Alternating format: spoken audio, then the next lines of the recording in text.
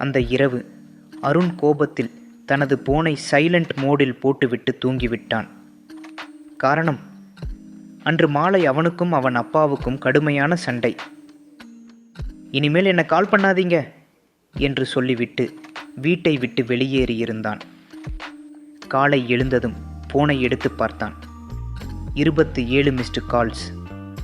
அவனுடைய இதயம் ஒரு நொடி நின்றது போல ஆனது. அனைத்து அழைப்புகளும் ஒரே நபரிடமிருந்து. அவன் அப்பா கைகள் நடுங்கிக் கொண்டே உடனே கால் பேக் செய்தான். ஆனால் யாரும் எடுக்கவில்லை.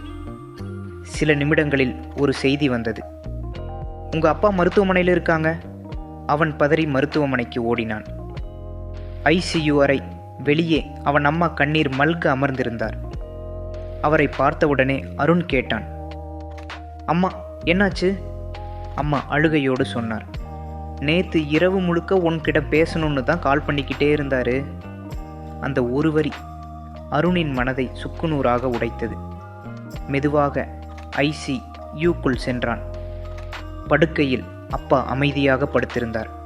அவன் அருகில் சென்று அவருடைய கையை பிடித்தான். அப்பா மன்னிச்சிடுங்க. கண்கள் கண்ணீரால் நிரம்பின. அப்பா கண்களை திறக்கவில்லை. ஆனால் அவருடைய விரல்கள் மட்டும் மெதுவாக அருணின் கையை இறுக்கி பிடித்தன. அந்த நொடியில் அவனுக்கு புரிந்தது, சில மன்னிச்சிடுங்களுக்கு நாளை கிடைக்காது. சில உறவுகள் பெரிய தவறுகளால் உடைவதில்லை. தள்ளி போடப்பட்ட ஒரு ஃபோன் காலாலும், சொல்லப்படாமல் போன ஒரு அன்பு வாளும், தாமதமாக வந்த ஒரு சாரியாலும் உடைந்துவிடும்.